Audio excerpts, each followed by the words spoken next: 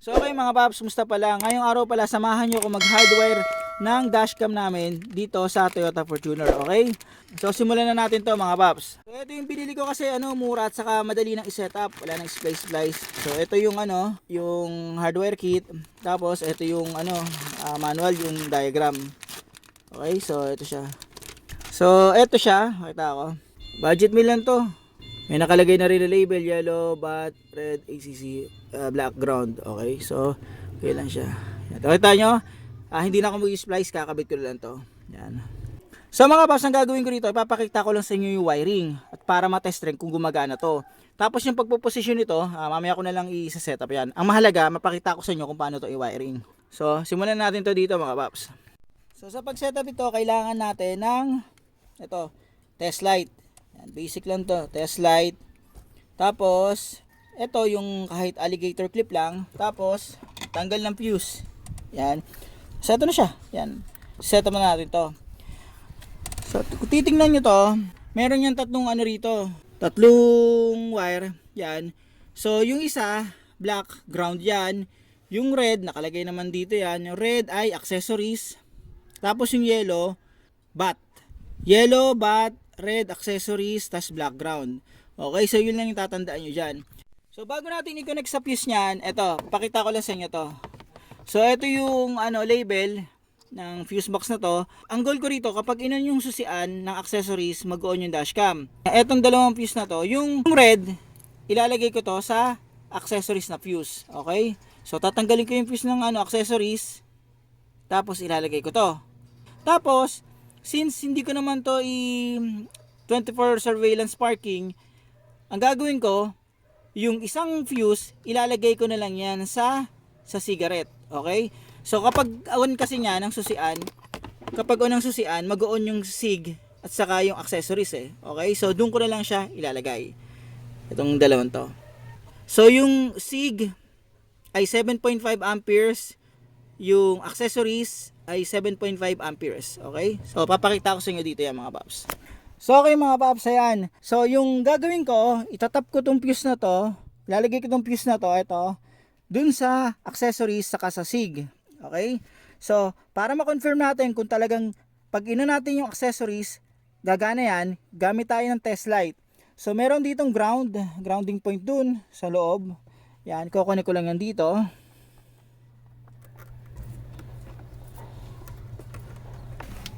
Okay? So nag-body ground ako doon. Yan, dun sa loob. Ito yung test light ko.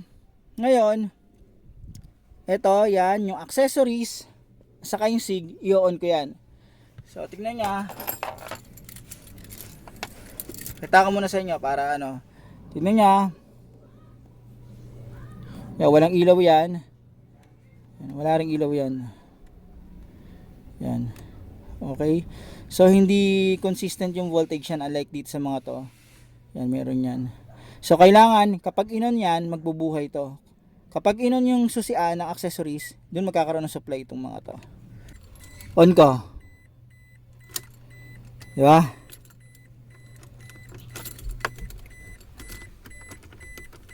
Yan.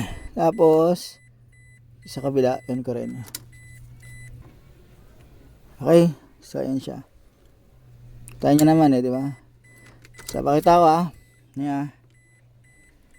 So wala yan, di ba? Wala. Wala. Wala yan. Wala yan. Ngayon, kapag inon ko yan,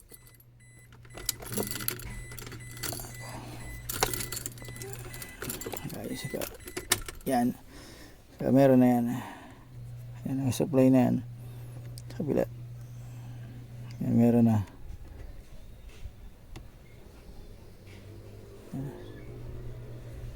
Okay. So ayan siya. So ganun nyo lang i-confirm kung tama yung pagpepesto nyo ng fuse. Yan. So tanggalin ko na yung dalawang fuse na yan, yung 7.5.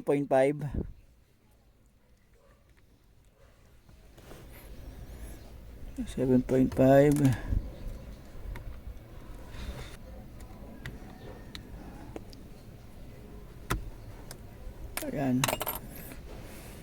Tapos Itong dalawang fuse na to, yan, yung red sa accessories. Pero hindi ko na susundin to.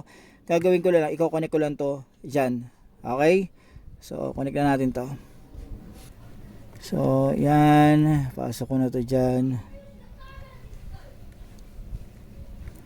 Tapos, pasok ko yung kabila dito.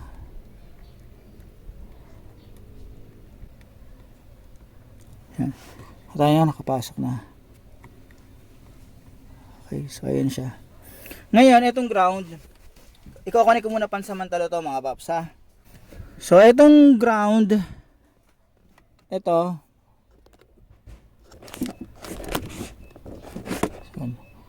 yan, i-connect ko muna to sa body ground. Pansamantala lang mga paps para ma-check nyo.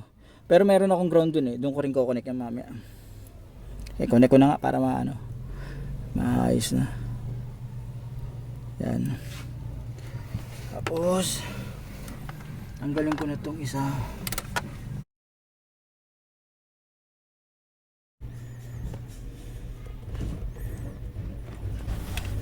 Okay. So nakakonect na yung ground yan. Pakita ko sa inyo setup ko ah. Yan siya. Tapos yung ground ko, ayun. Saan? Yan, nakita nyo yan. Yan, dito na sa ilalim yan. Nakita nyo? Isang yun. Okay, so yun yung magandang body ground eh, yun yung malapit eh. So yun siya. Ngayon, itetest ko na to. Yan, kita ko ah. So ayan siya mga paps, nakonect ko na yan. So ayan, pansamantala lang yan. Ayusin ko pa yan. So itetest ko na yan. So ito yan. Kaya pag inon ko, diba? So okay na siya. Ngayon, patayin ko ha. Diba? On ko ulit. So ayan, kahit paano malinis na. Wala na yung wala na yung dito. Ngayon ganito mga paps. Ito kasi, yan, papadaanin ko lang dito yan. Dito, dyan, dito, tapos dito. Okay? Sa A-pillar din. Yan. Tatanggalin ko to, tapos papalusutin ko lang sa baba. Okay? So, madali lang naman tanggalin yan. Ito lang yan. Kuha lang kayo dito ng yan. Ang pry. Yan. Okay. Tatanggal nyo na yan. Meron din dito sa kabila yan. So, okay mga paps, pakita ko lang sa inyo to. Yan yung setup ko. Katulad rin ng dati ko setup. Pinadaan ko dyan yung wire. Yan, tapos pinadaan ko dito sa A-pillar. Okay, tapos bababa, sa baba yan. Ayusin ko na lang mamaya yan. So ayan mga paps, na-setup ko na siya. Tignan nyo. Okay na, malinis na yan. Okay. Tapos, pakita ko lang sa inyo to. Yung fuse ko, na-setup. Tapos, yung grounding ko nandun. Pero dyan yun tornilyo. Yan. Tapos, yung setup ko ng yung pinaka niya, yung pinaka block niya. Okay. So mga paps, hanggang dito na lang yung video na to. Sana kahit paano itong video na to nakatulong to in case na magsa-setup kayo ng hardware kit para sa Toyota Fortuner. Ganun lang kadali, hindi na kailangang mag-splice. Ito, mura lang naman to.